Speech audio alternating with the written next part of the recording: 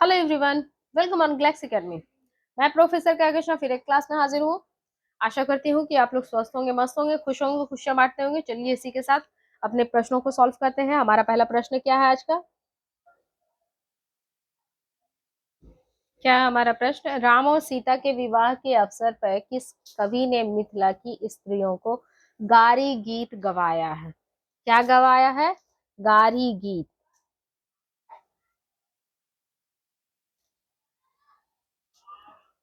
मिथिला की स्त्रियों को किसने गारी गीत गवाया है? तो ये हैं, कौन बताइए? केशव दास। कौन है? केशव दास। कौन है? केशव दास। केशव दास ने राम सीता के विवाह पर गारी गीत गवाया है। इनकी राम सीता पर लिखित कौन सी का रचना है? रामचंद्रिका। कौन सी है? रामचंद्रिका। जो भगवान श्री कृष्ण के भगवान श्री कृष्ण सॉरी भगवान श्री कृष्ण बोल रहे हैं, भगवान श्री राम के चरित्र पर आधारित है। किस पर? भगवान श्री राम के चरित्र पर आधारित है।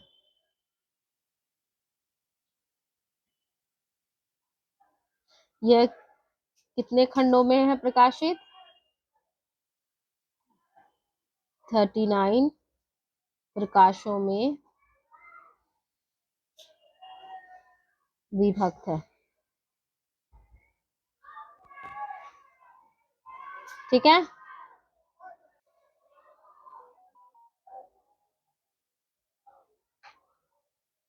रामचंद्रिका कब प्रकाशित हुआ था?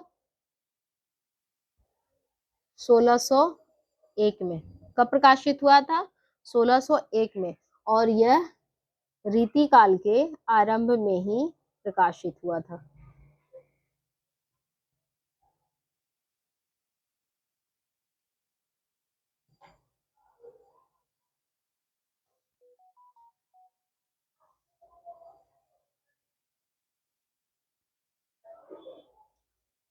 और केशव दास भी रीति काल के आरंभिक कवि हैं।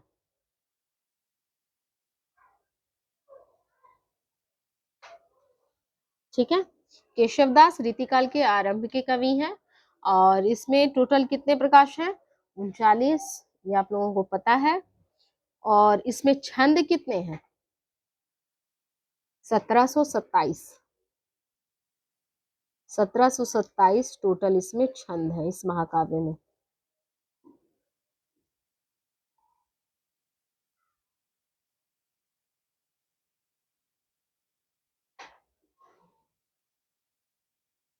रामचंद्रिका महाकाव्य में टोटल कितने छंद हैं? 1727। क्लियर? समझ में आ गया?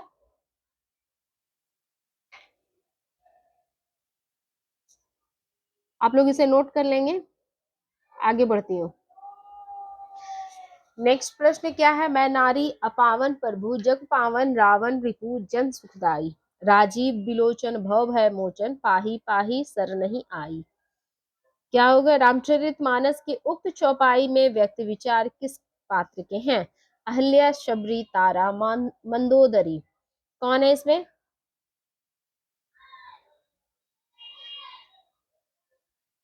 तो इसमें है अहल्या। कौन है इसमें? अहल्या है। ठीक है। अहल्या कहती है, मैं नारी अपावन प्रभु जग पावन रावण रिपुजन सुखदाई राजीव बिलोचन भव भय मोचन पही पही सुर नाही आई। रामचरितमानस में एक ऐसा भी पड़ाव आता है जहां अहल्या को श्रापित करके एक पाषाण बना दिया जाता है और इन्हीं के छूने से यानी राम के मात्र स्पर्श से ही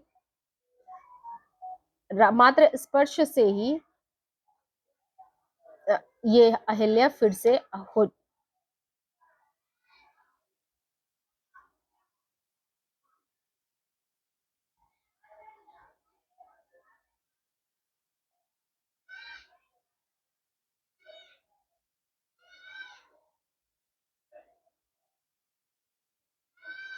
सॉरी इस डिस्टर्बेंस के लिए, आई एम सो सॉरी। मात्र स्पर्श से ही अहिल्या पाषाण से फिर से मनुष्य के रूप में आ जाती हैं, तभी वो कहती है मैं नारी अपावन प्रभु। ठीक है, ये पंक्ति समझ में आ गया?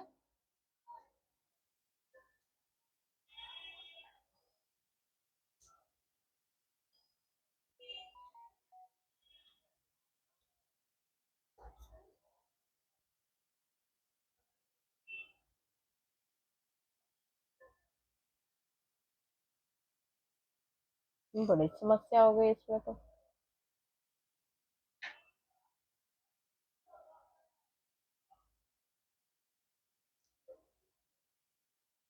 ये तो इरेज ही नहीं हो रही है। चलिए छोड़िए, नहीं हो रहा तो हटाइए। नेक्स्ट प्रश्न क्या है? हुज्जेवरी के अनुसार फना का अर्थ क्या है? जीवात्मा के शरीर का नाश, जीवात्मा का परमात्मा में विलय, किसी वस्तु की अपूर्णता का ज्ञान और उसे पाने की इच्छा से विरत होना, व्यक्ति के अस्तित्व, स्वरूप और गुण का विनाश। क्या होगा इसमें?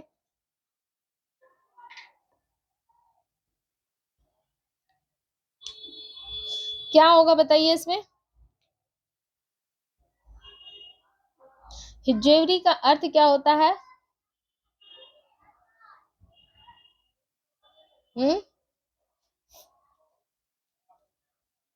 हिज्जेवरी के अनुसार फना का अर्थ है किसी वस्तु की अपूर्णता का ज्ञान और उसे पाने की इच्छा से विरत होना। ये इसका आंसर होगा। क्लियर? ये इसका क्या होगा? आंसर होगा। किसी वस्तु की अपूर्णता और ज्ञान और उसे पाने की इच्छा से विरत होना, ये है फना। ठीक है, क्लियर? हिज्जेवरी ने और एक जगह पे कहा है, हिज्जेवरी एक सूफी हैं, वो कहते हैं कि जब लोग ये समझते हैं कि फना का अर्थ सत्ता या इस मनुष्य शरीर का नष्ट होना है, तब वो भूल करते हैं कि फना का वास्तविक मतलब यह है कि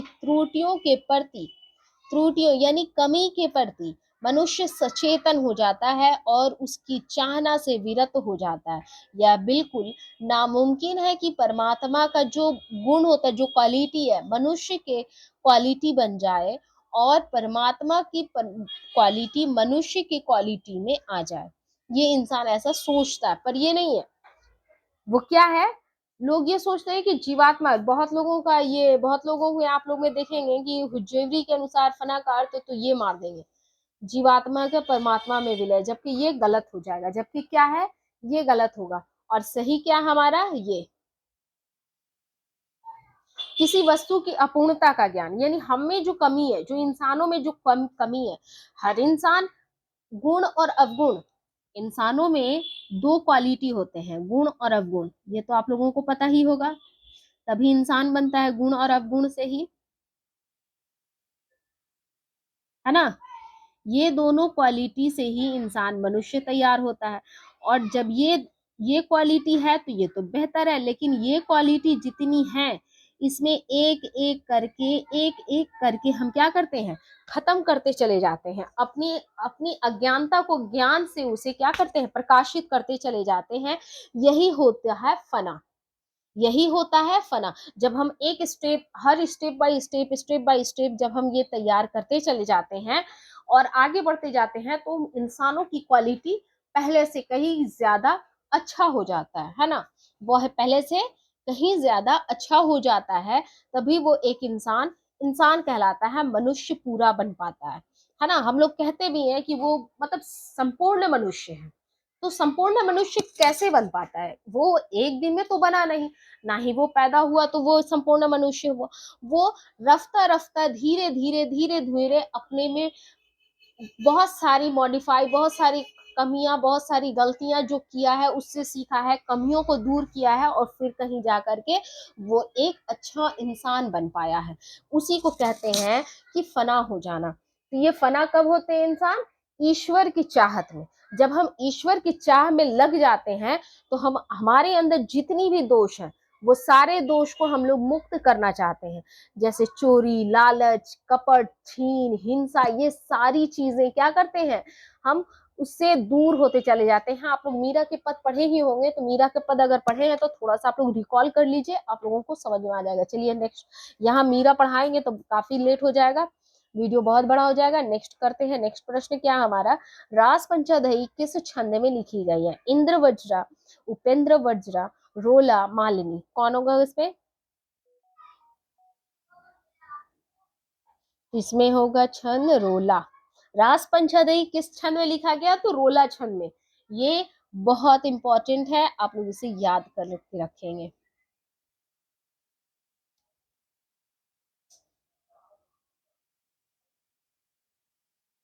चलिए इससे रिलेटेड कुछ फैक्ट्स बता देते हैं आप लोगों को। रास पंचदई, सबसे पहले ये जानिए कि रास पंचदई है किसका? तो ये नंददास का है। किसका है? नंददास का। और नंददास किस शाखा के कवि हैं? तो ये कृष्ण भक्ति का विधारा शाखा से है, कृष्ण भक्ति शाखा। ठीक है। रास पंचदई कितने कितने भागों में विभक्त है? 5 अध्यायों में है। कितने अध्यायों में विभक्त है? 5 अध्यायों में विभक्त है। और रास पंचदई में क्या है पता है? कृष्ण की रास लीला है।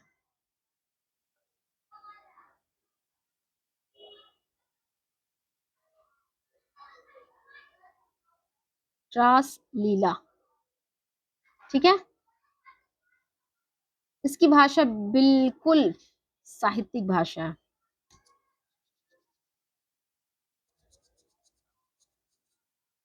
और दियोगी हरि ने इसे क्या कहा है? हिंदी का गीत गोविंद कहा है। किसे? नंददास को।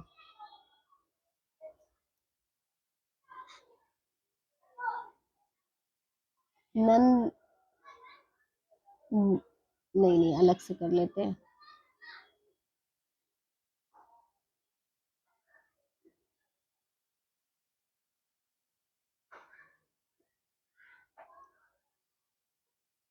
नंददास को, यहाँ जगह नहीं हो रहा ना,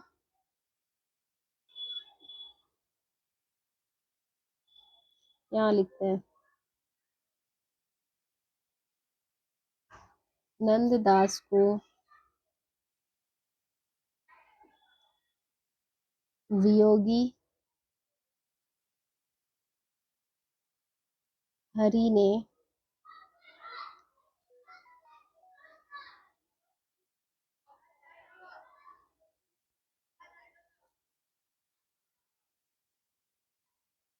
इसे हिंदी का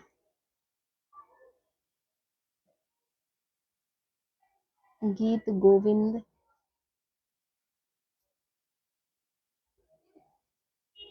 कहा है।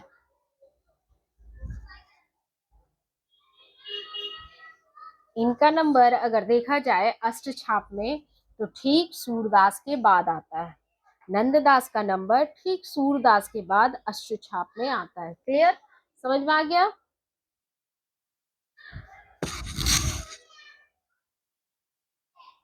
मैं जो आप लोगों से वादा की थी कि मैं आप लोगों को प्रश्नों के साथ बहुत सारे फैक्ट्स कंटेंट के साथ मैं पढ़ाऊंगी, मैं अपना वादा पूरा कर रही हूँ। आप लोग भी अपना अच्छा अच्छा नोट्स बनाएं इससे लेकर, और अच्छे से अपनी तैयारी को मजबूती दें।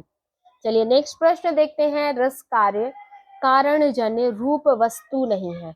अब तर्क में आते हैं रीजन।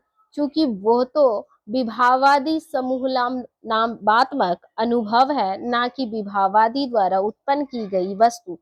कारण ज्ञान और कार्य ज्ञान का एक समय में होना कदापि संभव नहीं है। क्या असर्शन और रीजन में इसमें क्या सही और क्या गलत है बताइए? क्या है, रस कार्य रूप वस्तु नहीं है।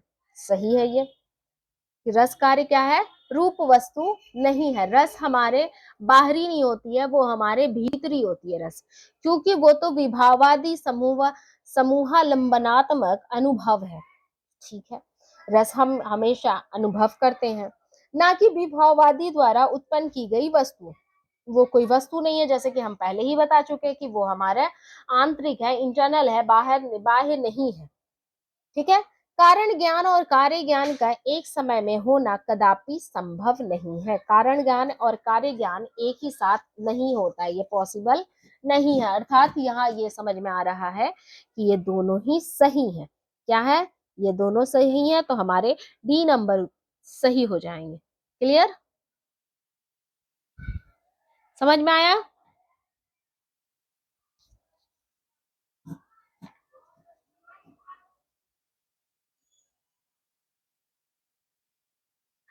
नेक्स्ट प्रश्न देखते हैं हम, क्या है, नाटकों के साथ सुमेलित कीजिए पात्र को। मालविका, मल्लिका, वेणुरति, देवयानी, क्या है बताइए जल्दी जल्दी।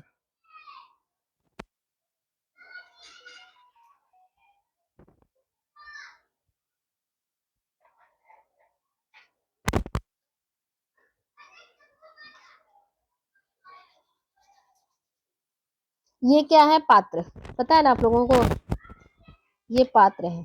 और ये क्या है, नाटक। मैं आप लोगों को यहाँ पे नाटककार पढ़ाती हूँ। समय भी यहाँ लिख ही लीजिए आप लोग।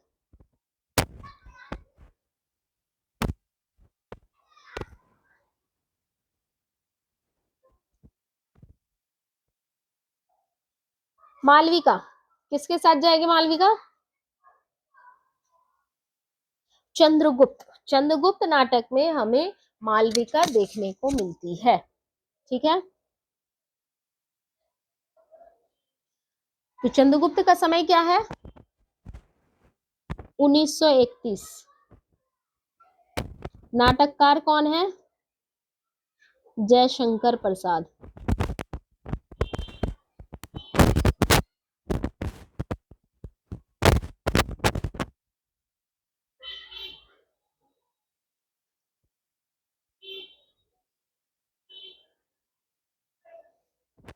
मल्लिका, मल्लिका किससे है, आषाढ़ का एक दिन। कहाँ है आषाढ़ का एक दिन,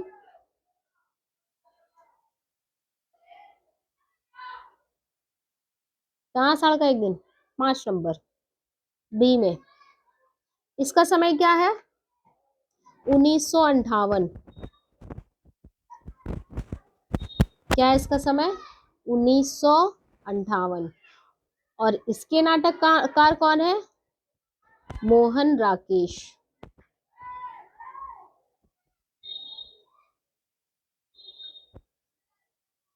ठीक है, वेणुरति,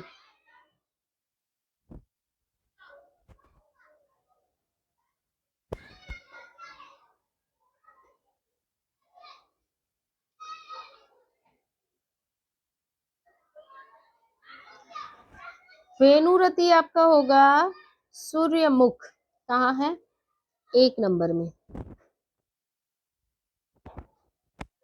इसका समय क्या है, 1968। ठीक है,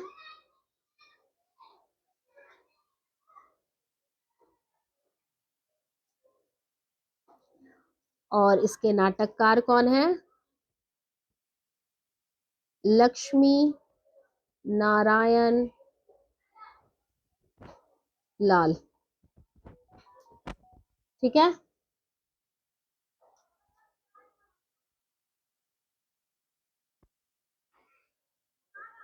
देवयानी के कौन है, देहांतर। देवयानी का कौन है, देहांतर। देहांतर का समय क्या है, यहाँ तो जगह नहीं है, मैं यहाँ लिख देती हूँ। देहांतर का समय 1987। ठीक है, 1987। इसके नाटककार कौन है? आचार्य नंद किशोर। आचार्य नंद किशोर।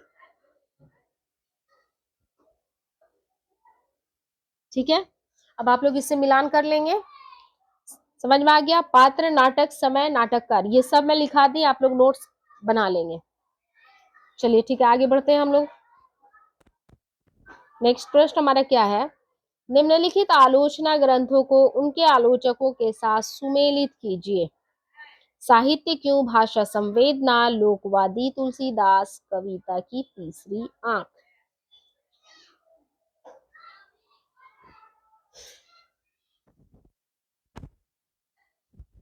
इसमें एक ग्रंथ है,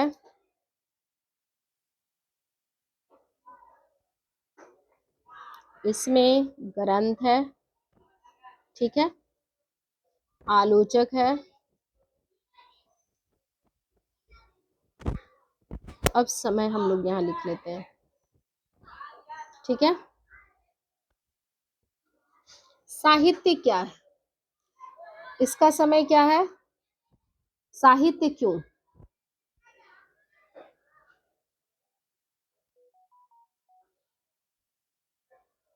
सॉरी, यहाँ साहित्य क्यों नहीं होना चाहिए, साहित्य कथा होनी चाहिए, यहाँ मिस्टेक हो गया। अच्छा ठीक है, साहित्य कथा का समय क्या है? 1988। और इसके आलोचक कौन है? विजयदेव नारायण शाही। कहाँ है? 4 नंबर में।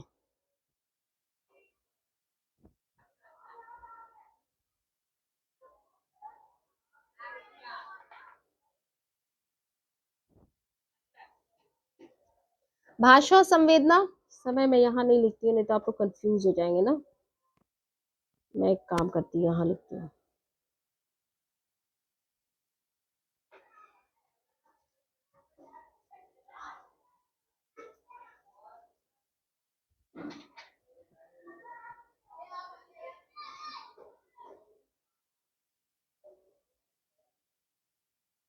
भाषा और संवेदना का समय क्या है?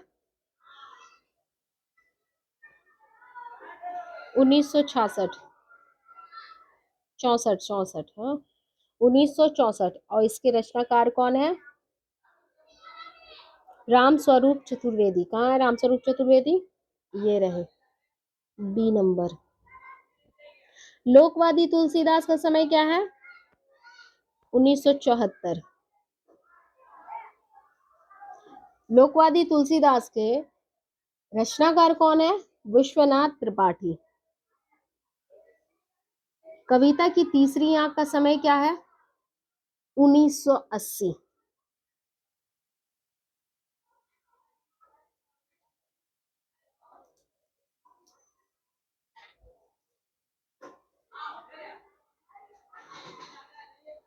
और 1980 कविता की तीसरी आंख, इसके रचनाकार हैं प्रभाकर श्रोत्रिय।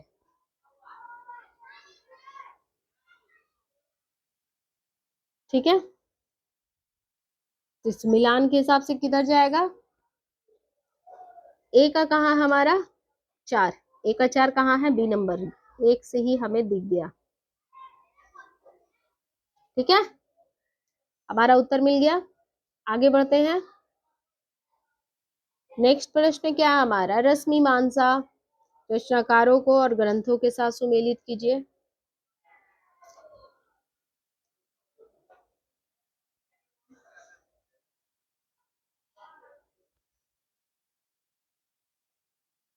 यहाँ भी आप लोग समय लिख लें। ये ग्रंथ है, ये रचनाकार है, ठीक है। बढ़ते हैं आगे। रस मीमांसा का समय क्या है? 1949।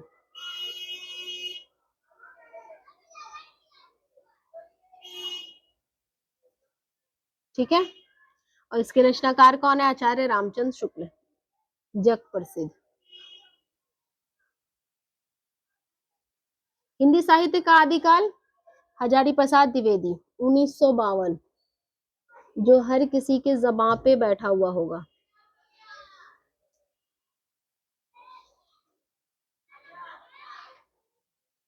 निराला की साहित्य साधना, रामविलास शर्मा, जो हर कोई जानता है, सबसे इजी, एकदम हलवा प्रश्न।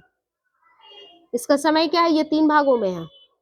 निराला की साहित्य साधना 3 भागों में विभक्त किया गया है। कौन कौन? 1969, 1972, 1976। क्लियर?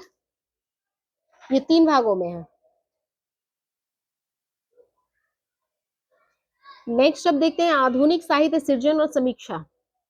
इसके कौन है? नंद दुलारे वाजपेयी। इसका समय क्या होगा? 1978। कब का समय है? 1978। समझ में आ गया? तो देखते क्या है, एक कहाँ गया है? 3 पर। 3 कहाँ हमारा मिल गया? D number. 1 से ही हमें आंसर मिल गया। समझ में आ गया? समझ में आया?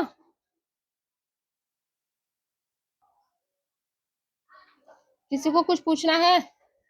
नहीं तो आगे बढ़ते हैं। चलिए, नेक्स्ट प्रश्न क्या हमारा, यहाँ भी उक्तियां दिया हुआ, आचार्यों के साथ सुमेलित कीजिए। उक्तियों को सुमेलित करना है। शब्दार्थो सहितो काव्यम, भामा आग बंद करके लगाते जाइए एकदम। वाक्यम रसात्मकम काव्यम, विश्वनाथ, कहाँ गए विश्वनाथ? ये रहे। रमणीयार्थ प्रतिपादक शब्द काव्यम, पंडित राज जगन्नाथ, कहाँ गए? कहाँ गए? ये यहाँ रहे, ऊपर बैठ गए ये आकर। तद्दोषो शब्दार्थो सगुणावलंकृति पुनः कवापि, ये किसके हैं? बहुत ही अच्छे आलोचक मम्मट जी, डी नंबर, ऊपर बैठे हुए हैं ये भी। कुंतक की बात की जाए तो इनका भी प्रसिद्ध है, मैं यहाँ लिखवा देती हूँ।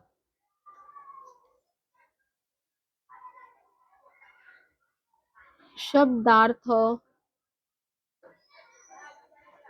सही तो वक्र कवि व्यापार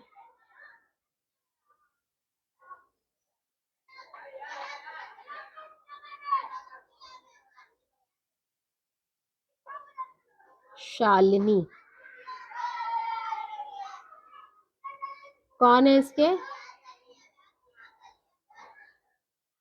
कुंतक।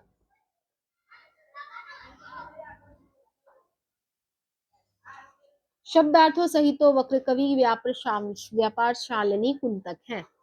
समझ में आ गया? इसका उत्तर क्या होगा? ए का हमारा कहाँ है? बी नंबर में। 5 नंबर में, मतलब ए का 5 कहाँ गया? डी नंबर हमें दिख गया। डी में हमारा उत्तर मिल गया। क्लियर? याद कर लें, ये आता है। नेक्स्ट है साहित्य एवं कलाएं वर्ग हितों का ही प्रतिबिंबन और प्रतिनिधित्व करती है रीजन में, जबकि साहित्य की चेतना शासन और सत्ता की विचारधारा से प्रतिबद्ध होती है। क्या होगा इसका सही? कौन सही और कौन गलत है बताइए? साहित्य एवं कलाएं, साहित्य और कलाएं वर्ग हितों की ही प्रतिबिंबन और प्रतिनिधित्व करती है, ये गलत है, बिल्कुल गलत है। क्योंकि साहित्य की चेतना बताइए शासन और सत्ता की विचारधारा से प्रतिबद्ध होती है, नहीं, ये गलत है, ये दोनों ही गलत है। तो यहाँ हमारा ए और आर दोनों ही गलत हो रहे हैं। ए और आर क्या हो रहा है? दोनों ही गलत है। कहाँ है? ये हमारा सही जवाब मिल गया। ठीक है, क्लियर? समझ में आ गया सबको? आशा करती हूँ कि आप लोगों को क्लास बहुत अच्छा लगा होगा। इसी के साथ मैं विदा लेती हूँ। आप लोग तब तक स्वस्थ रहेंगे, मस्त रहेंगे, खुश रहेंगे, खुशियां बांटते रहेंगे और पढ़ाई करेंगे। Bye bye. और मेरी क्लास को प्लीज लाइक करें, शेयर करें, सब्सक्राइब करें, निवेदन है आपसे। Bye bye.